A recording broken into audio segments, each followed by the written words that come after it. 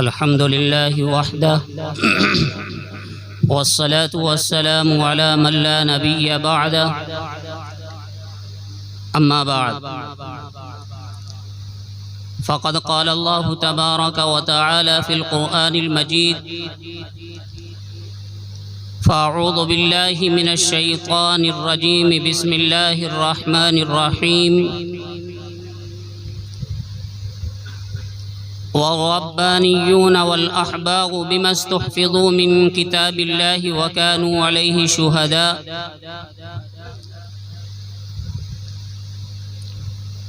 وعن عمرو بن العوف المزني رضي الله عنه قال رسول الله صلى الله عليه وسلم اتقوا ذلة العالم ولا تقطعوا وانتظروا فئته صدق الله وصدق رسوله النبي الكريم اللهم صل على سيدنا ومولانا محمد وعلى آل سيدنا ومولانا محمد وبارك وسلم. عزیزان گرامی،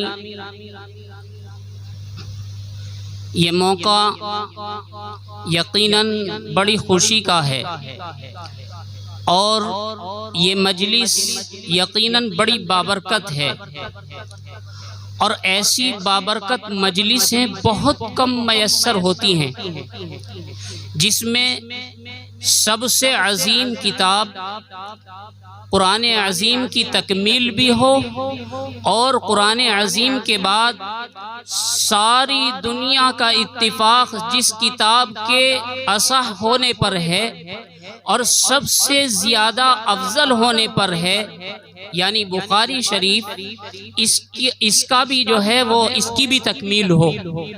یہ دونوں چیزیں حدیث پاک کے اندر تو اس مضمون کی وضاحت بھی ملتی ہے کہ جس طرح قرآن عظیم کے بعد اور بزرگوں کا تجربے سے بھی یہ بات معلوم ہوتی ہے کہ جس طرح قرآن عظیم کے مکمل کر لینے کے بعد اللہ تبارک و تعالی دعا کو قبول فرماتے ہیں، اسی طرح سے بخاری شریف کے ختم پر بھی اللہ تبارک و تعالی دعا کو قبول فرماتے ہیں. یہ معمولی مجلس نہیں ہے، یقیناً ہمیں کمی تو ستا رہی ہے. میرے بہنوئی حضرت اقدس حضرت مولانا مفتی اشرف صاحب نور اللہ مرقدہ کی، لیکن یہ یقیناً اس سب کا اجر ان کو پہنچے گا، اور یہ ان کی خواہش تھی کہ میرے بچے کا چھوٹا بچہ رہ گیا ہے، اس کا قرآن مکمل ہو تو اس کا بھی دعائیہ پروگرام کیا جائے، کرایا جائے. اور حضرت مفتی صاحب دامت برکاتہم کی کچھ باتیں مجھ سے زیادہ آپ حضرات ان کے قریب رہے ہیں. میں تو دور کا رہنے والا ہوں، اگرچہ رشتے کے اعتبار سے قربت ہے.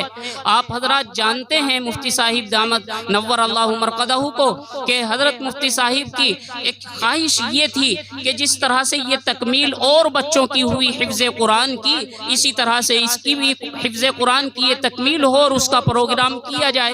اور بہت ساری چیزیں اس طرح کی سامنے ان کی آئی ہیں جس سے یہ اندازہ ہو گیا کہ مفتی صاحب کو بخوبی اندازہ ہو گیا تھا اب سے اپنی اس دنیا سے رخصت ہونے کا. اس سے خوب اندازہ ہوتا ہے، مسلسل کئی ماہ سے بہن کو سمجھانا، ایسا کرنا اور ایسا کرنا، بہت ساری چیزیں ہاسپٹل کے اندر بھی یہ چیزیں پیدا ہوئی. وقت تنگ ہونے کی وجہ سے تفصیل میں نہ جاتے ہوئے مجھے آج آپ کو ایک پیغام پہنچانا ہے. لفاظی کرنا نہیں چاہتا، نہ مجھے بیان کرنا آتا ہے، نہ خطابت کے ہنر سے میں واقف ہوں، بلکہ اپنا سبق جو میں نے بڑوں سے سیکھا ہے وہ آپ تک پہنچا کر بہت مختصر وقت میں رخصت ہونا چاہتا ہوں.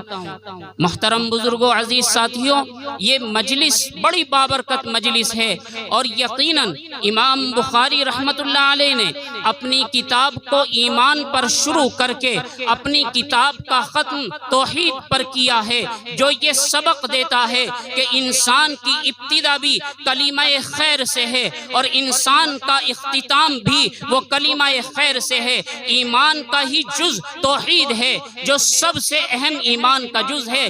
ایمان سے شروع کرتے ہیں اور توحید پر ختم کرتے ہیں امام بخاری رحمت اللہ علیہ. اس کا مطلب کیا ہوا؟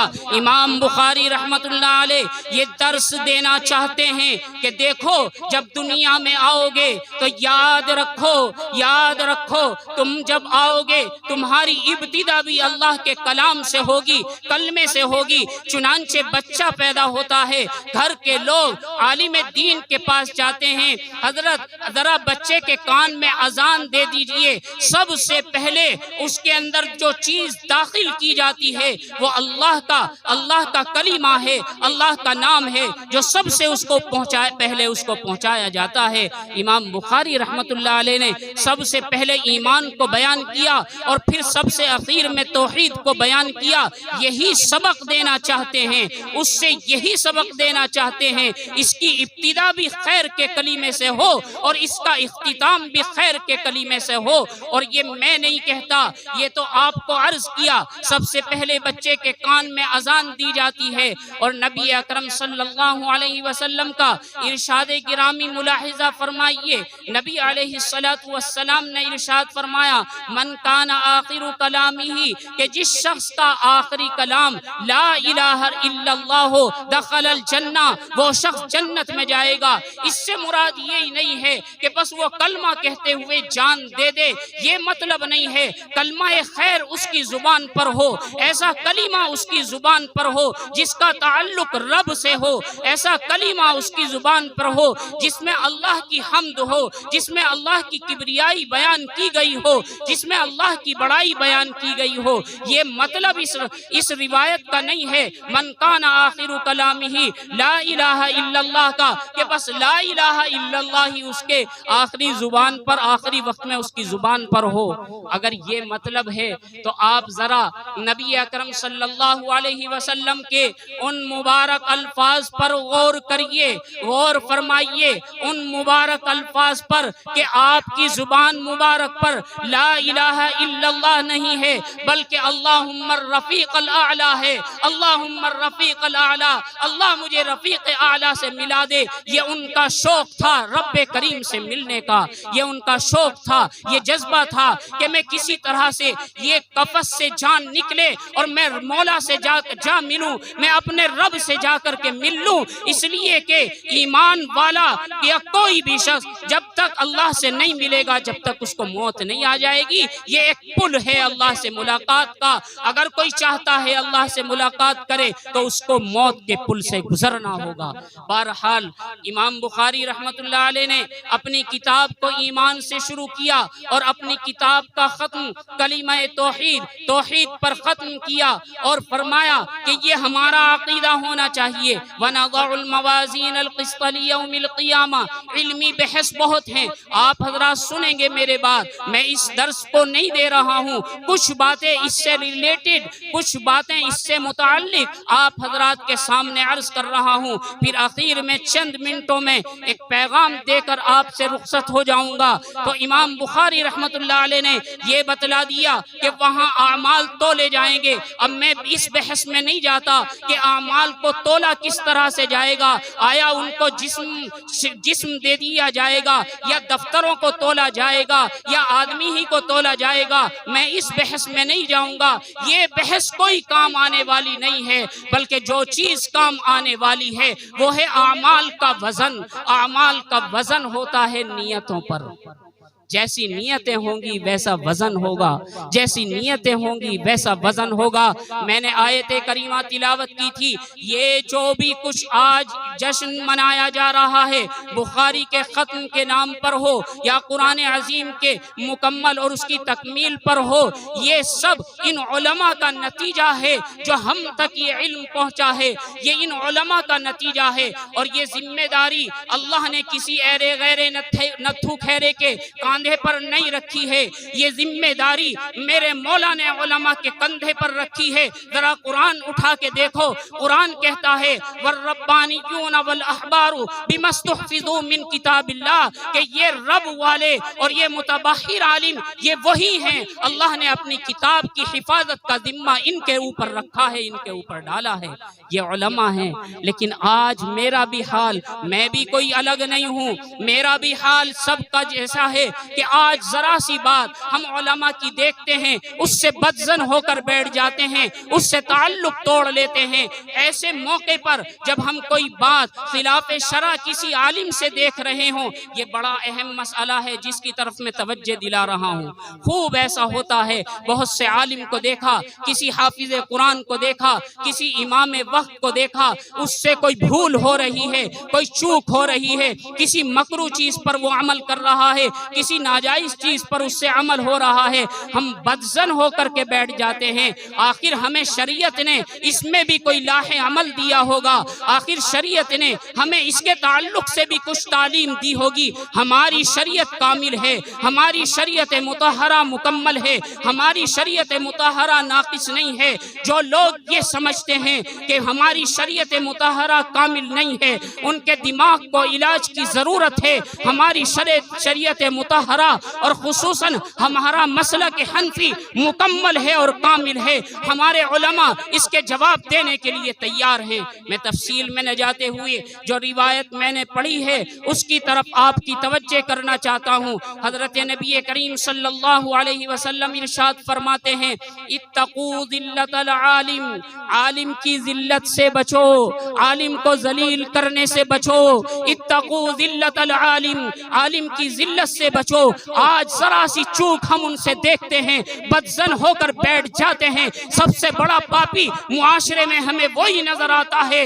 ارے وہ پاپی نہیں ہے، اگر وہ پاپی ہوتا اللہ کی نظر میں، اللہ اپنا خزانہ جو سب سے قیمتی ہیرا تھا، وہ اللہ کی روح سے نکلا ہوا اللہ کا کلام تھا، اس کے دل کے اندر نہ رکھتے۔ اگر اللہ اس سے محبت نہ کرتے، اللہ اپنے دین کا علم اس کو ہرگز نہ دیتے۔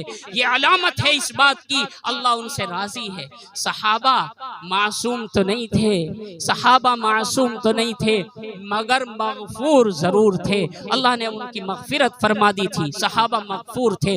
علماء جانتے ہیں اس بحث کو، انبیاء معصوم ہوا کرتے ہیں، صحابہ معصوم نہیں ہوتے، صحابہ مغفور ہوتے ہیں۔ اگر کوئی غلطی ہوئی وہ بھی معاف، آگے کوئی ہوگی وہ بھی معاف، اس کو کہتے ہیں مغفور، اس کو کہتے ہیں۔ تو صحابہ، لیکن یہ علماء نہ معصوم ہیں نہ مغفور ہیں۔ یہ علماء بھی اسی گوشت پوشت کے بنے ہوئے ہیں جس کے آپ ہیں۔ جو خون آپ کی رگوں میں دوڑتا ہے وہ خون ان علماء کی رگوں میں بھی دوڑتا ہے، اور جو شیطان آپ کی رگوں میں دوڑتا ہے، حدیث پاک میں آتا ہے شیطان رگوں میں ایسے دوڑتا ہے جیسے خون دوڑتا ہے، کمجری دم حدیث پاک اٹھا کر کے دیکھیے تو وہ شیطان ان علماء کی رگوں میں بھی دوڑتا ہے۔ اور جو دل کے اندر خیالات آپ کے آتے ہیں، جو آپ کی خواہشات ہیں، وہ خواہشات ان علماء کی بھی ہیں۔ اگر کہیں پیر پھسل گیا، اس کا مطلب یہ نہیں ہے کہ ان کو ذلیل کر کے رکھ دو، ان کی توہین پر اتراؤ، ان کو ذلیل کرنے پر اتراؤ۔ خدا را ایسا نہ کرو۔ جو شخص ایسا کرتا ہے، خدا کی قسم کھا کے کہتا ہوں، تجربات سے معلوم ہوتا ہے، ہمارے بزرگان دین کے بعد بتلاتے ہیں، آپ مرنے کے بعد ان کی قبروں کو کھول کر کے دیکھو، چہرہ قبلے سے گھوما ہوا ملے گا، پھرا ہوا ملے گا۔ اور میرا یہ یقین ہے، ایسے لوگ جو علماء کو رسوا کرتے ہیں، جو علماء کی توہین کرتے ہیں، وہ مرنے سے پہلے یعنی اس وقت تک نہیں مریں گے جب تک اپنی سزا دنیا کے اندر نہ بھگت لیں۔ اور سب سے پہلی سزا یہ ہوتی ہے، سب سے پہلی سزا یہ ہوتی ہے کہ اللہ پاک اس کے دل سے ایمان نکال لیتے ہیں۔ ایک غیر مقلد عالم تھے، غیر مقلد عالم جالندر ایک عالم تھے، ان کے بارے میں ان سے کہا گیا کہ حضرت آپ کے ایک شاگرد ہیں، وہ علماء دیوبند کو برا کہتے ہیں۔ انہوں نے کہا کہ یہ شخص گمراہ ہو جائے گا، اپنے شاگرد کے بارے میں کہا۔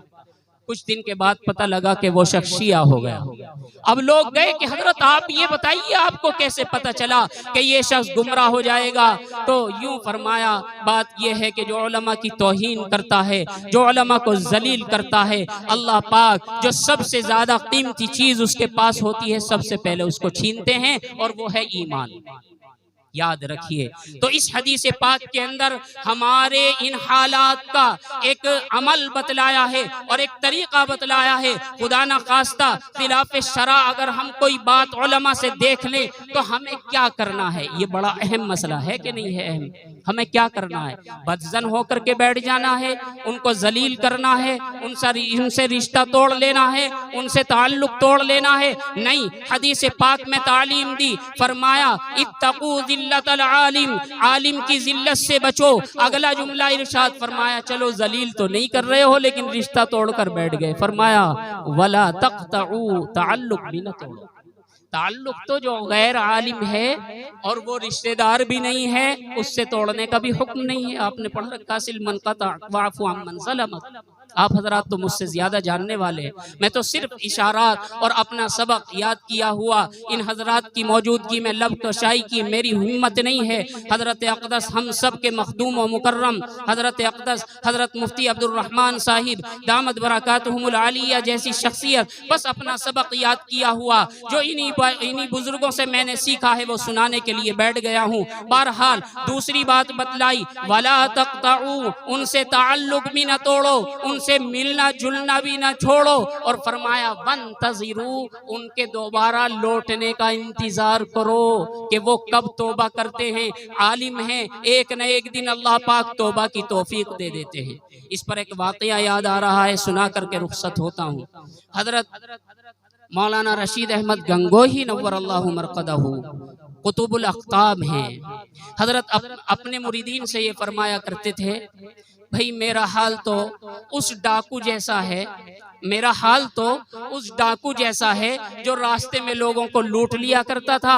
اس نے یہ دیکھا کہ اس لوٹ مار کرنے میں جان جانے کا بھی خطرہ ہے، عزت کے جانے کا بھی خطرہ ہے، اور پھر دوسرے مقدمات میں پھنسنے کا بھی جو ہے خطرہ ہے۔ لہٰذا اس ڈاکو نے چوگا پہنا اور اچھا لباس پہنا، کرتا پاجامہ پہنا اور تسبیح ہاتھ میں لی اور اپنے آپ کو پیر بنا لیا تاکہ لوگ آئیں ہدیہ لے کر کے آئیں، میری تمام ضروریات جو میں ڈاکہ ڈال کے کیا کرتا تھا، جو میں ناجائز طریقے پہ کیا کرتا تھا، وہ میری پوری ہونے لگے۔ میرا حال تو اس ڈاکو کے جیسا ہے کہ اب وہ ڈاکو بیٹھ گیا، اب لوگ سمجھے کہ بہت بڑا ولی ہے، ولی کامل ہے یہ شخص۔ اب لوگ آتے گئے اور دعا کے لیے کہتے گئے اور اپنا ہاتھ میں دیتے رہے اور منسلک ہوتے رہے اور بیعت ہوتے رہے۔ اب وہ مریدین کا حلقہ بڑھتا رہا اور یہ بتاتے رہے، اس کو یہ بتاتا رہا، یہ ڈاکو بتاتا رہا اب تم کو یہ کرنا ہے، اب یہ پڑھنا ہے، اور اب یہ پڑھنا ہے، اور اب یہ پڑھنا ہے۔ ان کے بتائے ہوئے معمولات کو پورا کر کر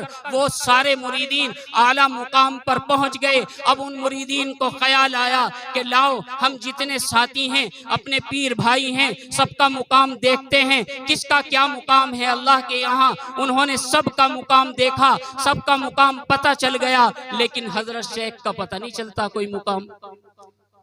مریدین کہنے لگے کہ بھئی ہمارے شیخ تو اتنے پہنچے ہوئے ہیں، ہمارے پیر صاحب اتنے پہنچے ہوئے ہیں کہ وہاں تک تو ہماری رسائی بھی نہیں، وہاں تک ہماری رسائی بھی نہیں، اتنے پہنچے ہوئے ہیں ہمارے شیخ۔ آ کر کے عرض کیا کہ شیخ ہمیں سمجھ نہیں آتا، سب کا مقام ہم نے دیکھ لیا ہے لیکن ہمیں شیخ کے مقام کا پتہ نہیں چلا، آپ کا مقام تو اتنا ہے۔ وہ زاروں قطار رونے لگے اور کہنے لگے کہ میں تو ایک ڈاکو تھا اور ڈاکو تھا لیکن اس راستے کو چھوڑ کر کے یہ راستہ اختیار کر لیا تھا، میں کوئی شیخ ویخ نہیں ہوں، مجھے کچھ نہیں معلوم۔ اب تمام مریدین نے مل کر کے ان کے لیے دعا کی، ربا ان کی وجہ سے ہم یہاں تک پہنچے ہیں، مولا ان کی وجہ سے ہمیں یہ مقام ملا ہے، مولا تو ان کو بھی نواز دے، اب ہم جائیں کہاں؟ تو علماء کے لیے دعائیں کرنی چاہیے۔ اگر دیکھو کہ تھوڑا سا الگ جا رہے ہیں، اگر دیکھو کوئی خلاف شرع کام ہو رہا ہے تو رشتہ نہیں توڑنا، ان کو ذلیل نہیں کرنا، ان کے لیے اس ڈاکو کی طرح یہ دعا کیا کرنا چاہیے۔ یہ پیغام ہے اس حدیث پاک کے اندر جو امت کو دیا ہے نبی اکرم صلی اللہ علیہ وسلم نے۔ کون فرماتے تھے؟ قطب الاقطاب حضرت مولانا رشید احمد گنگوہی نور اللہ مرقدہ۔ وہاں ایسا نہیں تھا، میں اس کی تشریح کر دوں، وہ تو تواضعاً اپنے مریدین سے یہ بات فرمایا کرتے تھے کہ میری مثال تو اس ڈاکو کسی ہے، العیاذ باللہ ثم العیاذ باللہ، ورنہ ہرگز ایسا نہیں تھا۔ ان کے شیخ نے تو پہلی مرتبہ ملاقات میں ان کو جو ہے خلافت دے دی تھی، وہ تو بنے بنائے تھے۔ اس وقت تو لوگوں کو یہ مراتب طے کرنے کی زیادہ ضرورت نہیں پڑا کرتی تھی، ادھر درس نظامی سے فراغت ہوتی تھی، ادھر وہ کامل شیخ ہوا کرتا تھا۔ آج ہم پڑھنے کے زمانے میں اپنے اساتذہ سے تعلق نہیں رکھتے، آج ہم طالب علمی کے زمانے سے ادھر ادھر اساتذہ کی برائیوں میں لگے رہتے ہیں، کسی کو اپنا شیخ نہیں بناتے، اپنی نکیل کسی کے ہاتھ میں نہیں دیتے، جس کا نتیجہ یہ ہوتا ہے فارغ ہونے کے بعد بھی ہم ویسے کے ہی ویسے رہ جاتے ہیں۔ اور میں عزیز طالبات سے جن کی آج بخاری تکمیل ہو رہی ہے ایک بات عرض کر کے جا رہا ہوں کہ تمہارا نصاب کے اعتبار سے نصاب تکمیل ہوا ہے، علم کبھی تکمیل نہیں ہوا کرتا، ایک علم کی کبھی تکمیل نہیں ہوتی، بلکہ علم کی تو اب ابتدا ہوئی ہے، اب سے علم سیکھنا ہے۔ لیکن خدا را کبھی اپنے آپ کو عالمہ نہ کہنا، کبھی نہ کہنا کہ میں عالمہ ہوں، یہ بڑا مقام ہے، یہ بڑا مقام ہے، یہ یوں ہی حاصل نہیں ہوتا۔ جو کچھ حاصل کیا ہے اس پر جب عمل کریں گے پھر اس پر اللہ پاک اپنی طرف سے علم عطا فرمائیں گے، اس کو کہتے ہیں عالم۔ ہر آدمی مولوی تو ہوتا ہے، عالم نہیں ہوا کرتا، یاد رکھنا۔ بس بہت سی باتیں تھیں، لیکن میں نے اپنی بات کو بہت مختصر کرتے ہوئے یہ ایک پیغام دیا ہے۔ پھر اپنے پیغام کو دہراتا ہوں کہ ہمیں اتقوا ذلت العالم، اس حدیث پاک پر عمل کرنا ہے کہ علماء کی ذلت سے اپنے آپ کو بچانا ہے۔ اور دوسری بات یہ کرنی ہے کہ ان سے تعلق نہیں توڑنا۔ تیسری بات یہ کرنی ہے کہ ہمیں ان کے لیے دعائیں کرنا ہے۔ اگر یاد آ جائے مسیح کار کو بھی اپنی دعاؤں میں اور مخصوص دعاؤں میں بھی یاد رکھ لیں۔ اللہ پاک میری مختصر سی معروضات کو قبول فرما لیں۔ وآخر دعوانا الحمدللہ رب العالمین۔ کہہ گیا ہوں جنوں میں جانے کیا، مولانا اعجاز صاحب گفتگو فرما رہے تھے۔ اللہ تعالی ہم سب کو عمل کی توفیق عنایت فرمائے۔